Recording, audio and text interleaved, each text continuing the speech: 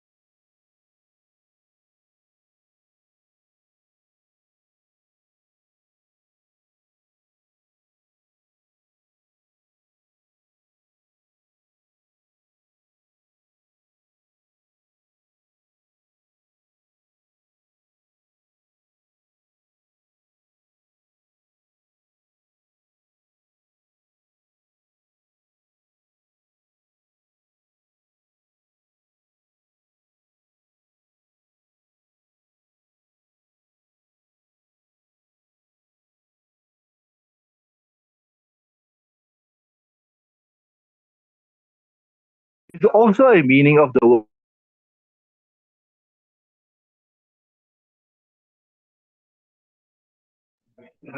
So it's right now. Are we on? So I was telling you, one is ma'na qareeb and one is ma'na ba'id.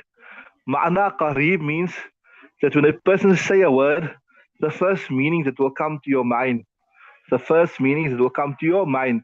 Ma'na ba'id means there's also a meaning, but it's not the first meaning that will come to your mind. So yeah, Ibrahim alayhi salam, the three words he said, he intended the more distant meaning, not the closer meaning, right?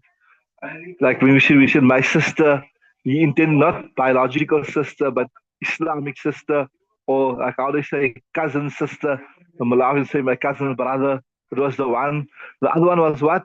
The yeah, right. فعله كبيرهم هذا, and we gave you a few explanations there. Means Allah Ta'ala done it, not me. I was just the means. Allah Ta'ala is the one, like how we say, Banal Madinat al Amiru, that the Amir built the city, but you mean that actually his workers done it, right? Remember that there? Right, Allah Ta'ala done it.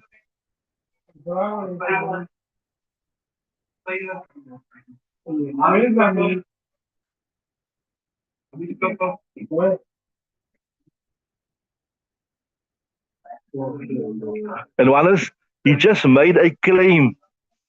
He just made a, this is, I'm saying he done it. But whether it's true or not, but anyway, done it in detail. Anyway, read the next hadith, inshallah. Come closer, read the next hadith.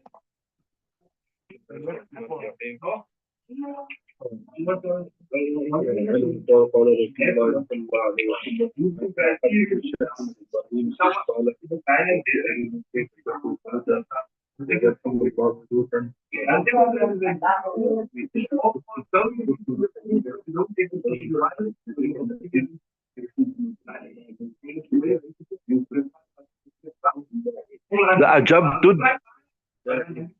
لأجبت الداعية يا منقوصة إذا حالة النسب, it comes back, remember? لأجبت الداعية متفق عليه. Interesting hadith here. I tell you random incidents. See the first one. One who also narrated on the authority of, who was the last Rawi there? It was Abu Hurairah, was it? Yeah, Abu Hurairah. See, follow nicely. قال رسول الله صلى الله عليه وسلم, Rasul said, نحن أحق بالشك من إبراهيم. We are more worthy of doubt than Ibrahim alayhi salam. But I told you, whenever you look in the hadith, your first port of call is to see what the translation is, right? Remember this. If one day Allah Ta'ala will use you, inshallah, you will teach hadith, or even if you teach fiqh, whatever, remember this nicely. First thing is get the translation right. That's the first step. After getting translation right, the next step is see what the hadith is saying. Don't worry what our belief is or what your madhab is. Sometimes the hadith is against your madhab. Sometimes the hadith apparently is against your belief even. Sometimes the hadith is against your belief even. We're not coming to that yet. We're not coming. We will just see what the hadith is saying. What is the purported meaning? That's the second. Now the third point is what is our belief with regards to this? Are you with me? So even if you're doing the hadith, you're doing a verse from the Quran, you're doing fiqh, first thing is what is the correct translation? Remember when you're teaching, get your students to give you the correct translation, proper translation, word for word. First step. Second step, what is the hadith saying? Don't say the hadith is saying this and you twist the meaning of the hadith to make it in line with your belief or your madhab. And I'm going to show you here now that, right? This look here. Why I'm saying that, I'll show you. See what the hadith is saying.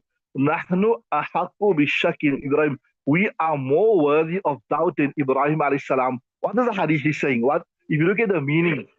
That if anybody have doubt, then it should be us, not Ibrahim alayhi salam. Now, is that in line with our belief that Ibrahim was greater and that the yaqeen of Ibrahim was greater than Nabi Sallallahu yaqeen? Definitely not. You understand what I'm saying? So that's what I'm telling you. To see what the hadith is saying. Yes, the third step is why is this in keeping with our belief? You understand what I'm saying? So the first step is translation. Second step is what he's saying. See it. نحن أحق بالشك من إبراهيم إذ قال رب أرني كيف تحيي الموتى. When he said to his Rabb, oh my Rabb, أرني, show me كيف تحيي الموتى. How do you give life to the dead? Right? Mayit one, mauta the plural, right? So I told you, if you look at the hadith, I would like saying that I would have had doubt, but Ibrahim wouldn't have doubt, right? Right. Next one, ويرحم الله لوطا لقد كان يأوي إلى ركن شديد. May Allah Ta'ala have mercy on Lut alayhi salam. He sought Ya'awi protection, Awa Ya'awi to seek protection. He sought protection إلى ركن شديد, to a strong support. So what I mean, he sought, when he said in the Quran, he said, if only I had a strong family that could stand by me through this difficult time, right? Then he said, then Nabi said, ولو لبثت في السجن طول ما لبث يوسف لأجبت الداعية. If I had to stay in the prison طول ما لبث, the time ما لبث يوسف, that Yusuf stayed in the prison, لأجبت الداعية, I would answer the call of the caller. متفق عليه. So what is making reference to? Remember when Yusuf alayhi salam was in the prison, right? And then the king saw a dream, right? And then his companion, the king's advisor, whatever he advised, look here, when I was in prison, there was a person by the name of Yusuf. He's a master interpreter of dreams. Let's go get hold of him. He will answer, right? He will be able to make the ta'bir of the dream. He will be able to explain the dream to you, right? So when the person came to call Yusuf out, this was an opportunity for him to come out of jail. But what he said, no, I won't come out, because people always said it. Yusuf alayhi got out of jail because of his expertise in dream interpretation. They won't say no. He was exonerated. He clarified. His name was cleared. So the stigma will always be on him, right? You're following. So what Nabi Sallallahu saying? Say, if I had to stay as long as Yusuf alayhi in the prison, I would have been in a hurry to come out of the jail. I wouldn't worry to clear my name out first. I would have just said, hey, here's an opportunity to come out of jail, and I would have come out of jail. Are you with me? You with me? That is what Nabi is saying, right? You understood? This I'm telling you. I hope you understand this point I'm trying to make here. First, understand what the hadith is saying. Then we will give our explanation. So if you look at what is being said here, like how the first one, it seems like Nabi is saying that Yusuf was better than me. He had more patience than me. That he had the patience to clarify his name. But me, I don't have the patience to clarify my name. I would have just said, hey, here's an opportunity to come out of jail. And I would have come out of jail. You understand what I'm saying? That is what the zahir of the hadith is saying. That is, but we know we've discussed this, and we will discuss it in a lot of detail as we go through, coming up now, inshallah, in the next few abwab, that Nabi Sallallahu was the most virtuous of all the Anbiya alayhi salatu wa taslim. So now the question comes about if Nabi Sallallahu was the most virtuous, he was the greatest, that means he had greater yaqeen. Then what? Then Ibrahim alayhi salam. But here he's saying that if any would doubt, out of doubt, not Ibrahim alayhi salam. And here also he's saying that Nabi Sallallahu he had greater patience than Yusuf alayhi salam. So what does this hadith mean? So I'm saying. So I told you that third step is the explanation. Now look here, let's look at it now in detail. See, look at the first part. I told the first part was this. نحن أحق بالشق من إبراهيم. We are more worthy. Means we if, a nice way to translate in English. If there's anybody there to have doubt, it is us. Me, Muhammad that have doubt, not Ibrahim alayhi salam. You understood? Anyway, Ibrahim alayhi salam, or rather, the Nabi Sallallahu is making reference to an incident that happened in the life of Ibrahim alayhi salam. Remember when it's mentioned here in the Shara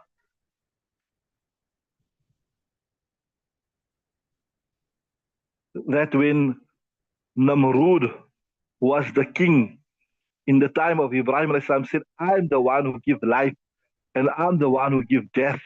Remember? And what he done is he called a person and he said, two people, and he killed the one, says, see, I give death. And he spared the other and says, see, I'm giving life to this person. It was me. So it's linked to that incident, right? So yeah.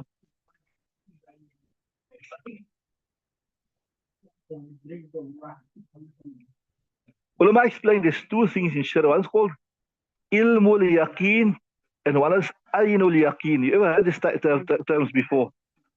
You ever heard these two terms? You know what it means? Ilmul yaqeen is when you have absolute certain knowledge. What? Absolute certain. And aynul yaqeen is when you saw something with your own eyes. That is why they say in Arabic, there's a saying that goes like this. ليس الخبر كالمعاينة. What's it? ليس الخبر كالمعاينة. That information is not like witnessing something firsthand, seeing it with your own eyes, right?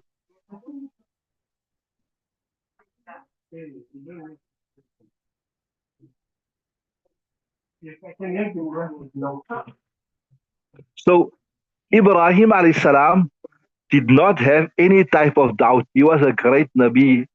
There's no way we could believe he had doubt in the qudrat of Allah Ta'ala to give life for a second time. So Islam said, Rabbi arini.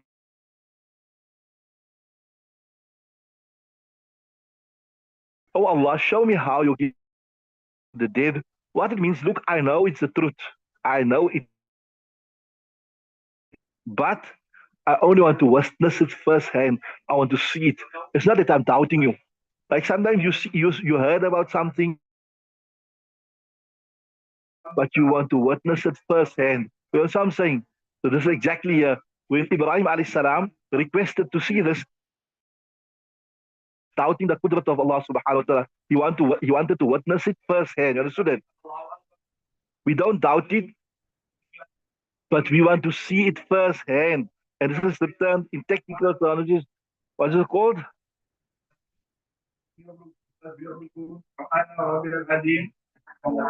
Aynul yaqeen, right? So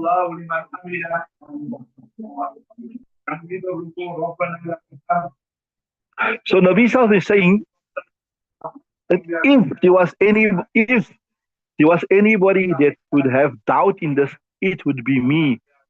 So you know this is similar to that hadith we done. They said that you should not that we done this in the beginning of Mishkaat Shareef, that it's not permissible to have jealousy for anything except a person who has knowledge and practice on his knowledge, and a person who has wealth and he spends it in the path of Allah Ta'ala. The their explanation, you said jealousy is haram, but these are such noble, laudable qualities that if it was permissible to have jealousy, then you could have jealousy in these things because that's such. So if it was permissible to have jealousy, but it's not permissible to have jealousy, so you won't have jealousy. So same thing they say here.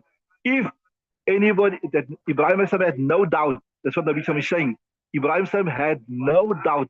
But if there was anybody to have doubt, it would be me. You understand what I'm saying? So this is no stigma on Ibrahim alayhi salam. You understand what I'm saying? This is no stigma. This is not questioning the yaqeen of Ibrahim alayhi salam. Like you say, he didn't have doubt. He just wanted what you call aynul yaqeen. When you see something, there's certitude, but he had no doubt. But if there's anyone to have doubt, it would have been me. So first point we try to make is there is absolutely no stigma on Ibrahim alayhi salam. You understand? Like I told you, if jealousy was permissible, it would be permissible in these circumstances. But jealousy is not permissible, so that means you're not supposed to have. So same thing here. If anybody had to have doubt, it would have been me, not Ibrahim alayhi salam. So the first point we're making is that there is no stigma on Ibrahim alayhi salam. Are you with me? So that's the first point. The second point, like I told you, like I said, the same thing in the hadith, that it is not, if it was permissible to have jealousy, you would have jealousy in decent. But since jealousy is not permissible, we can't have jealousy. So if there's anybody that they have doubt, it would not be Ibrahim, it would be me. It would be me, but it is not me. I also don't have the doubt. You understand what I'm saying? Are we building it up from there? So we don't have doubt. We don't have doubt. And Ibrahim was a greater Nabi than us. So obviously you will also have doubt. So you see how Nabi says on what, in which manner he's clearing the name of Ibrahim alayhi salam. Ibrahim didn't have doubt. If there's anybody that have doubt, it was us. And we don't have doubt. So that's it follows. Ibrahim did not have doubt. You understood that? Right. So if we don't have doubt, then obviously to a greater degree and to a greater extent, Ibrahim alayhi salam would not have doubt. Are you with me? Because he's greater than us, right? And in this part about Ibrahim being greater than us, this we discussed in detail. In fact, it will come in the next hadith again also. We done it in Tafsir ibn Kathir, but the same hadith we done in Tafsir ibn Kathir, it comes again. And I won't touch it now, I'll touch it on the next hadith. That all those hadiths when Nabi says, or he alludes and shows that Ibrahim alayhi salam was greater than him, right?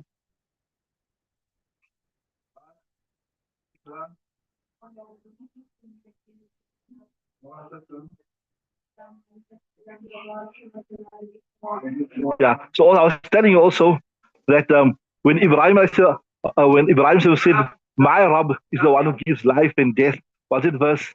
Rabbi alladhi yuhyi wa yumeet. My Rabb, can you do that? So Namrud told him, "You say your Lord is the one. Did you see him doing it? Did you see?" So that's why he requested also. Are you with me? And it was to change it from ilmul yaqeen to ainul yaqeen, or you can even say haqqul yaqeen, right? There's a second. Okay, so that I hope that clarifies that you understood that. I just recap again. One is this: it's not a stigma on Ibrahim alayhi salam that he had doubt. That's the first point. The Nabi is saying, if there was somebody that have doubt, it would have been me. But I don't have doubt. If I don't have doubt to a greater extent, Ibrahim alayhi salam don't have doubt. So he's you can say he's Nabi is saying that he's not saying directly, but indirectly, I am a lesser of a prophet than I'm not okay. I'm not lesser, but okay, I have like he has greater yaqeen than me. But that we'll discuss, right? Then is it clear now? You understood that clear, right? Then the next part he's saying that see, outwardly it seems وَيَرْحَمُ اللَّهُ لُوطًا لَقَدْ كَانَ يَأْوِي إِلَى رُكْنٍ شَدِيدٍ. May Allah Ta'ala have mercy on Lut alayhi salam. He sought refuge to a solid pillar, and yeah, he meant his family. So what did the verse? Who can help me? Did verse? Okay, it comes here also in the Quran. What did verse? We said, if only I had a strong family, then I would call upon them to assist me against these mushrikeen. Who knows the verse? It's in the 21st para. Is it there? You know the verse, no? أو إلى ركن سآوي إلى ركن شديد. سآوي إلى ركن. Okay, جزاك سآوي إلى ركن شديد. There's a part of the verse. Like you found it there, no? Right. أو آوي إلى ركن شديد. جزاك الله. So now, what's the explanation? Outwardly, this seems also like a stain. A stain, a dabba on Lut alayhi salam, that he is supposed to be turning to Allah subhanahu wa ta'ala, but he sought refuge in his family. You know what I'm saying? You understood that? So now Musa, so out, this is what this seems outwardly, that Nabi Sallallahu is making dua for him, that look, he's supposed this. I'm telling you, remember I told you, first step is, after translation, see what the zahir, in Urdu they call it, or maybe in Arabic also, the mutabadar ma'ana, the immediate meaning comes to your mind. So the immediate meaning comes to your mind is that Nabi Sallallahu said, may Allah Ta'ala have mercy on Lut alayhi salam, he sought the refuge to a, what? He sought the refuge to a, to his, in his family. He said, if I had family, then they would assist me. So he's supposed to be turning to Allah subhanahu wa ta'ala. He's not supposed to be turning towards his supposed family. Are you with me? So that is the mutabadar meaning. Again, like I told you earlier, you get the ma'na qareeb and the ma'na ba'id. So that is the qareeb ma'na, the apparent meaning of the hadith, right? So again, here we'll say that here, Nabi sallallahu alaihi wasallam was not trying to make tanqis. He was not trying to find any fault with Lut alayhi salam, but rather he was trying to highlight the difficulty that Lut alayhi salam experienced. So the purpose was not to say, look at Lut alayhi salam. He said that I would seek refuge from my family, and he never turned to Allah Ta'ala. That was not the purpose. The purpose was to show that he was so under pressure. He found himself in such straitened circumstances, right? He found it. Remember, this is we the Ahl Sunnah wal Jama'ah. We speak about Ismatul Anbiya. We say that the Anbiya done no wrong. So whenever we come any apparent text in the Quran and the Hadith that shows that they might have done some wrong, or they might have done some inadequate, or they were inadequate in any way, we explain it in a way it is appropriate. Ma yaliku bi sha'nihim, which is appropriate with the grandeur. You understood? So we say here, it was not that he was turning to ghayrullah. That is not the reason was highlighting. The reason was just highlighting the difficulty experience. You understood what I'm saying? He was highlighting the straitened circumstances experience.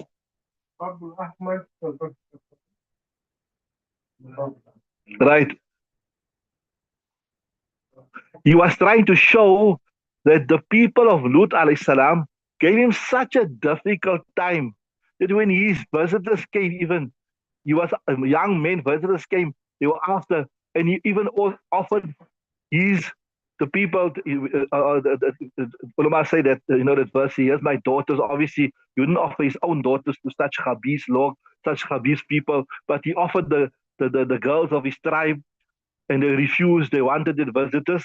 So Nabi Sallallahu was not faulting Lut alayhi salam in any manner, but he was just showing what difficulty these people gave him, how they stressed him out.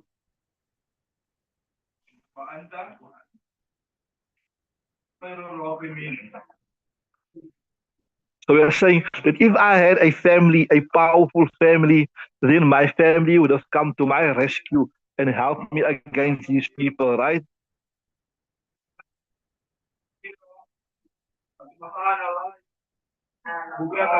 So we cannot believe that a great Nabi of Allah Ta'ala from amongst the Ulul Azam, that he will place his trust in besides Allah Subhanahu wa Ta'ala. It's just an expression of the difficulty they gave him, the natural fitri expression that came on his tongue. You understood that?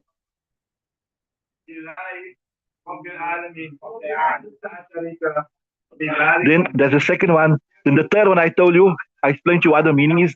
Nabi Sallallahu Alaihi Wasallam is saying that when the person came to call, or the minister, or the right-hand man of Yusuf alayhi salam, of the king that time, came to call Yusuf alayhi salam out of the jail, I would have responded. In other words, I wouldn't have the great amount of sabr that Yusuf alayhi salam had, right? So here Nabi Sallallahu was not trying to demean himself in any way, but he wanted to show the great amount of sabr that Yusuf alayhi salam had. That despite living such a long time, languishing in prison, and a wrongful arrest, wrongfully imprisoned, but he had the sabr to say, no, I will not come out of the jail until what? Until my name is cleared.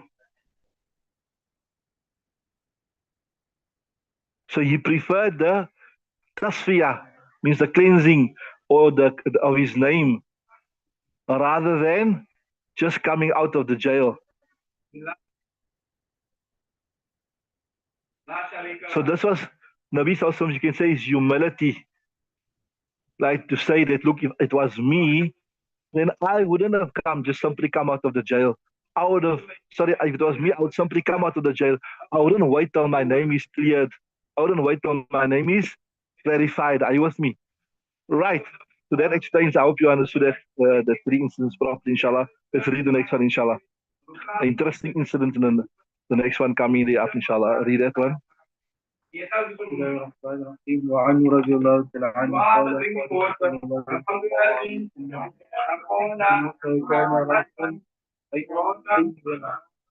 حيا حيا قالوا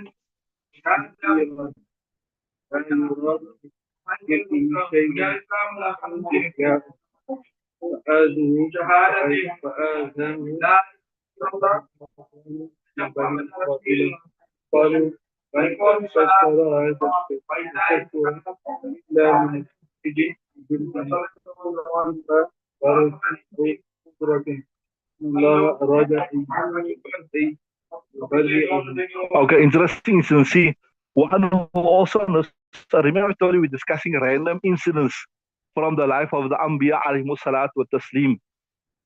Of the pious and the barakah comes down. Was it bizikri salihin? Was it Arabic saying? You know the saying? bizikri salihin yanzil al-barakah. Anyway, قال رسول الله Nabi Sallam said, Inna Musa kana rajun hayyan. Look at it nicely. Then 2 years. He was a very hayyan, very modest, bashful person. Sitiran, who would conceal himself. Which Sahabi from among the Ashab of Nabi Sallam had a similar quality? Very modest, bashful. Anybody knows? You don't know. So, inshallah, we're going to do this. We'll come in detail. I'm going to do the Fazail, the Manaqib of the Sahaba. And here is Uthman radiallahu anhu. Isn't that incident when Nabi Sallallahu was sitting and he had a portion of his leg uncovered? As Abu Bakr came in, Umar came in, he did not flinch. Uthman came in, he covered his leg. And some of the Sahaba said, Ya Rasulullah, Abu Bakr came, Umar came, you did not cover yourself. He said, why should I not feel shy or for that person who even the Malaika feel shy from him? They're modest in front of him. Uthman radiallahu ta'ala anhu, right? So he was a person like, certain people, they just very protective over their body. They don't want other people to see them. And if they see somebody else's body, they feel very shy. They look away. Not even, we're not speaking about the haram sector, even any portion of the body.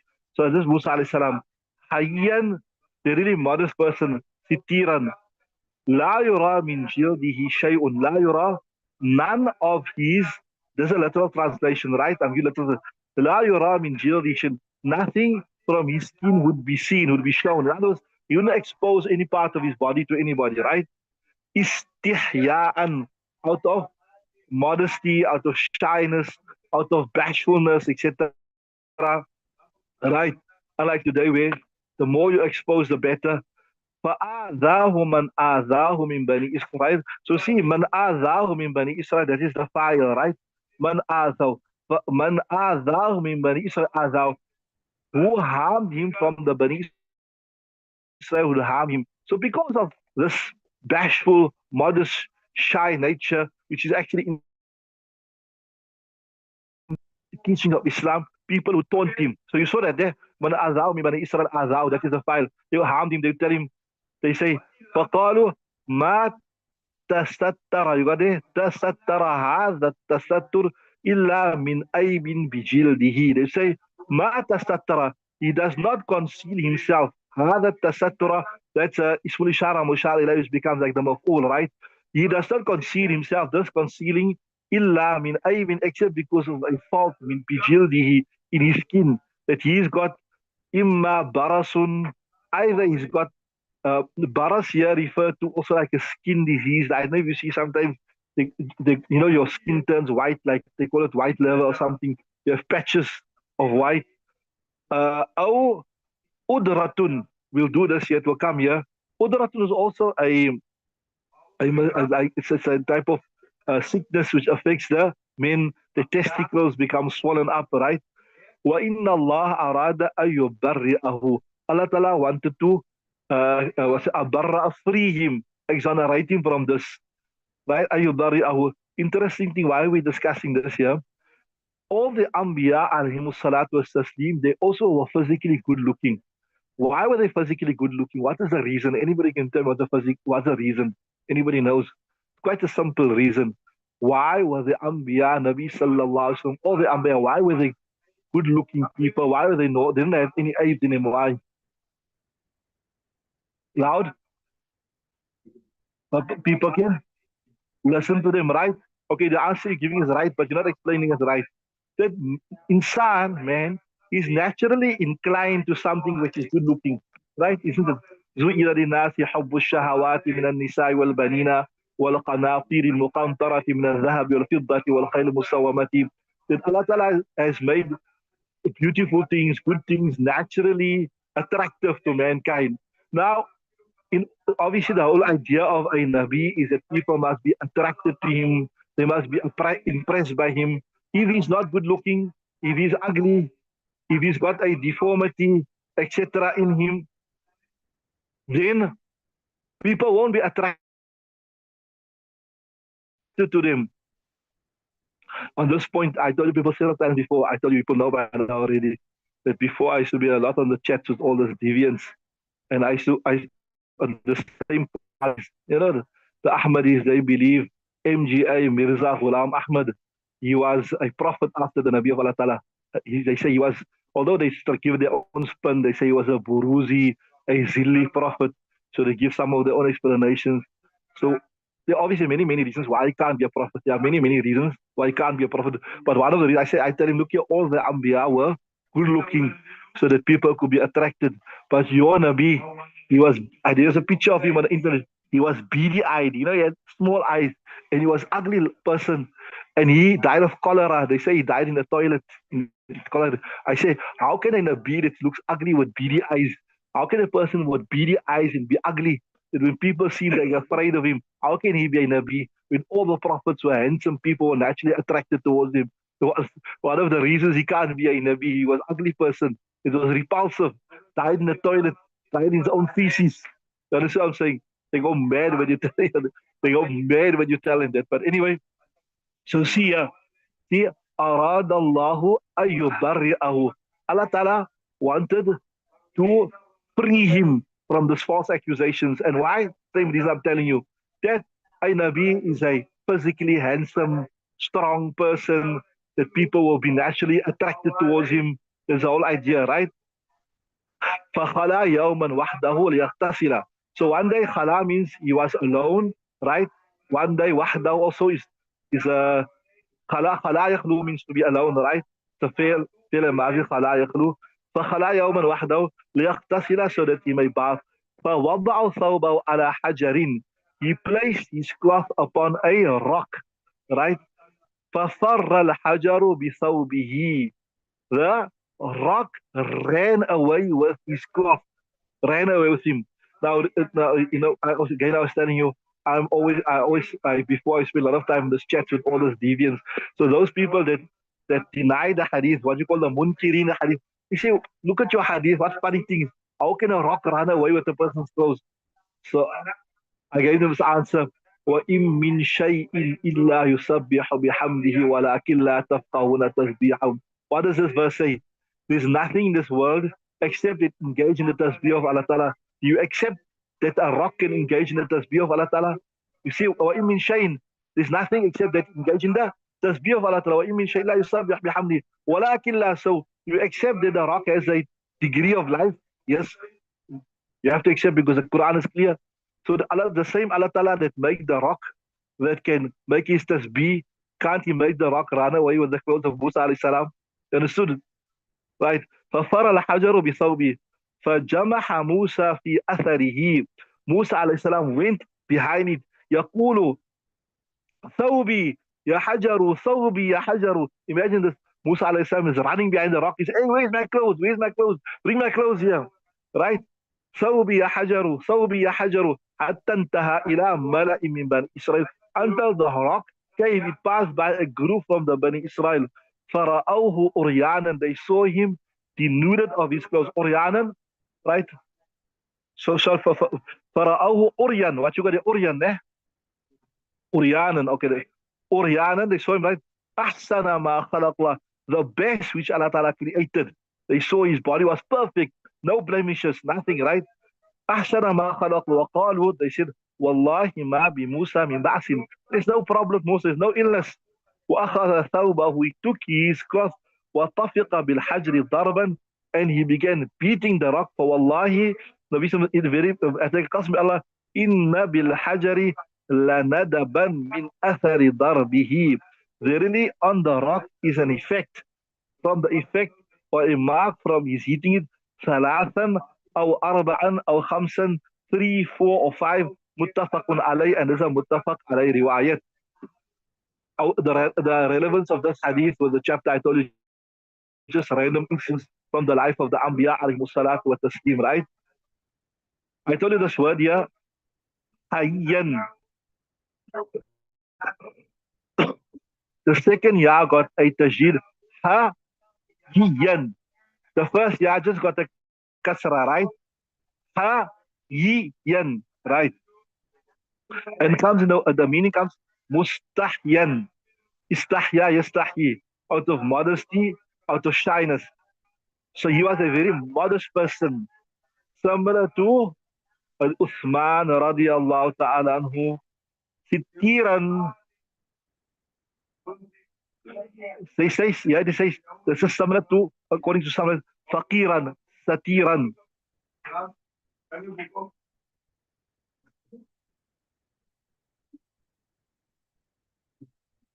So some say it's like, sorry, I made a mistake there. It comes on the same scale as faqir, right? Like faqiran, fa'ilan, but it's got a kasra on the sin, right?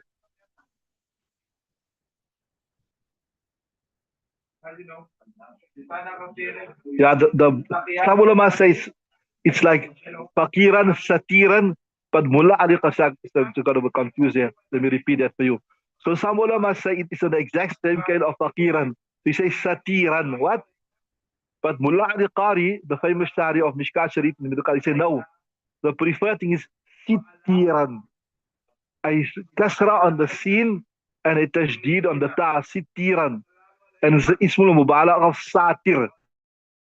Satara is to cover. So he was a very conscious about covering his body.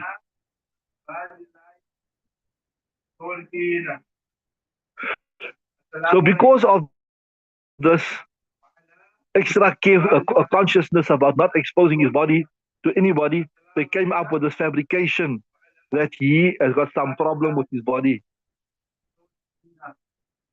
And it's mentioned that in those days, like, there was obviously no bathrooms. Like, so people would go into the men, most probably in the daytime, the ladies in the nighttime, they'd go to the river, they would bath there, etc.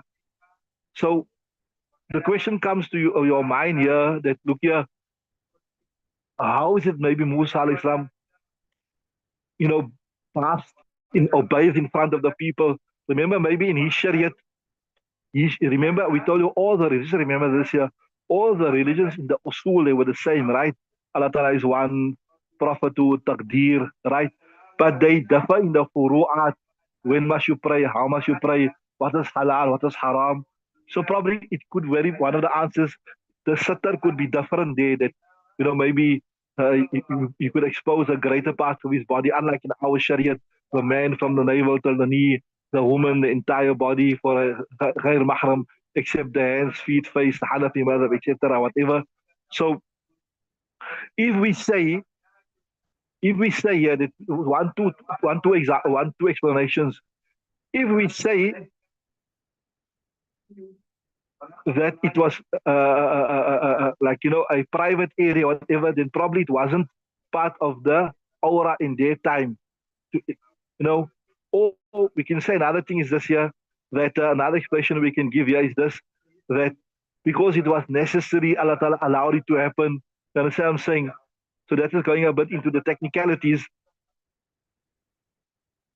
But the main thing is here that Allah Ta'ala wanted to show that the Anbiya were Kamil Rijal. They were complete men without any type of aib in them.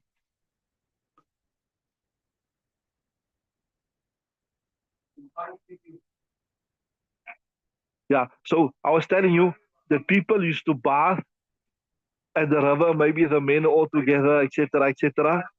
So this, and Musa alayhi salam was a very modest, shy, bashful person.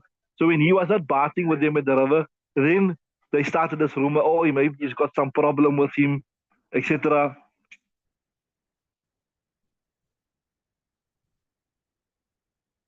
Yeah. So here also what I mentioned earlier to you, here the Sharia also mentions clearly that all Anbiya were free from any physical blemishes, from any physical disabilities. And I gave you the reason that people have to be naturally inclined to them. Man's natural tabiat is you are repulsed by something which is ugly, something which is not good. So the whole idea is that the Anbiya must be attractive so people can accept their message. That's the natural quality of man. And that's what I told you the next word, udurratun, right? I told you it is a dhamma on the hamza, right?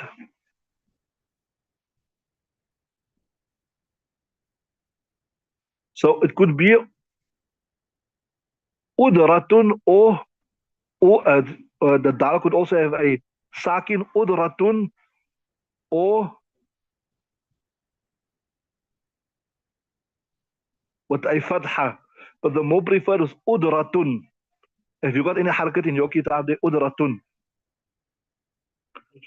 Huh? Also udratun, okay. And then a fatha on the ra. So this was a sickness maybe that existed in previous time. They say it would be referred to the swelling up of the testicles of the male testicles. So according to some riwayats, this was the allegation that was leveled against Musa alayhi salam. So Allah Ta'ala wished that he want to do exonerate him, clarify him from this. Hence, what happened here happened. Jamaha comes on the Fataha Yaftahu scale, means to run. So there, if you look there, it says, uh, Jamaha Musa Musa ran behind him. Ma min ba'sin, there's no ba'as means problem. There was no problem in him, like blemishes, whether it was marks according to some riwayat on his body, or some type of problem with his testicles. Nadaban, a fata on the noon and the dal.